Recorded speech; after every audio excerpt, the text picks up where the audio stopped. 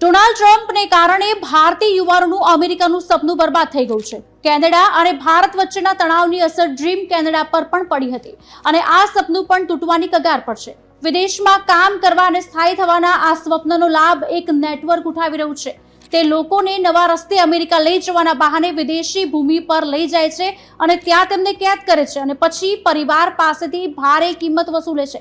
આજે આ જ વિષય પર વધુ જાણવાની કોશિશ કરીશું કે યુવાનો ડંકી રૂટના સહારે કેમ જાય છે, પસંદગી દેશો સાથે શું સમસ્યા હતી, નેટવર્ક કેવી રીતે કામ કરે છે અને તહેરાનમાં આખરે થાય છે શું. પહેલા એ જાણીએ કે પસંદગી દેશો સાથે શું સમસ્યા હતી. અમેરિકામાં ટ્રમ્પનો બીજો કાર્યકાળ પણ મોટા પાયે દેશ નિકાલ માટે જાણીતો છે. સત્તામાં આવતાની સાથે જ તેમણે ઘણા દેશોમાંથી ગેરકાયદેસર ઇમિગ્રન્ટ્સને દેશ નિકાલ કરવાનું શરૂ કર્યું. દેશ નિકાલ કરાયેલા લોકોને પહેલો સમૂહ પંજાબનો હતો. ટ્રમ્પે એવી પણ જાહેરાત કરી હતી કે તેઓ ભવિષ્યમાં ગેરકાયદેસર ઇમિગ્રન્ટ્સને બહાર કાઢશે. બીજો હુમલો એ હતો કે ત્યાં વિઝા પ્રક્રિયા કડક કરવામાં આવી. કેનેડામાં પણ પરિસ્થિતિ લગભગ સરખી જ છે. 2 વર્ષ પહેલા કાયમી રહેઠાણ મેળવવું ખૂબ જ સરળ હતું. હવે અહીં પણ કડક નિયમ થયા છે. સ્થાનિક કેનેડિયન ગુસ્સે છે કે ભારતીય ઇમિગ્રન્ટ્સ તેમના સંસાધનો છીનવી રહ્યા છે.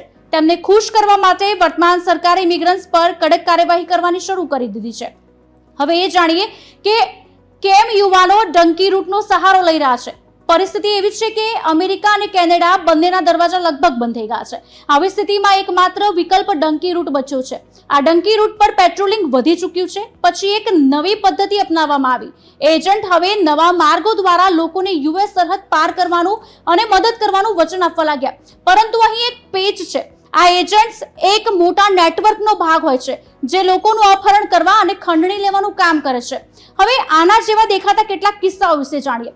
તાજેતરમાં ગુજરાત અને પંજાબમાં આવા ઘણા કિસ્સા નોંધાયા. પંજાબના એક પરિવારને આશરે 30 લાખ રૂપિયામાં કેનેડાની યાત્રાનું વચન અપાયું.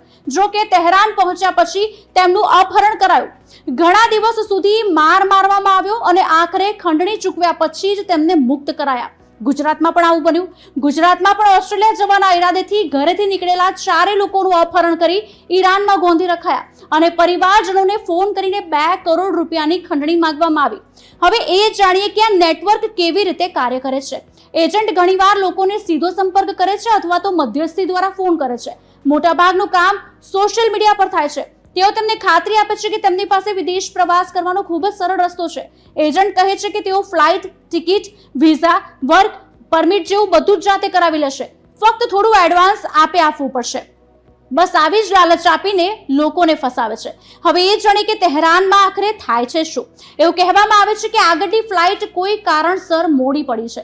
ત્યારબાદ સ્થાનિક એજન્ટ અથવા તો ગુનેગાર તેમને ઇમિગ્રન્ટ્સ મદદગાર તરીકે રજૂ કરીને દૂરના વિસ્તારમાં લઈ જાય છે. તેમને ત્યાં અલગ રાખવામાં આવે છે.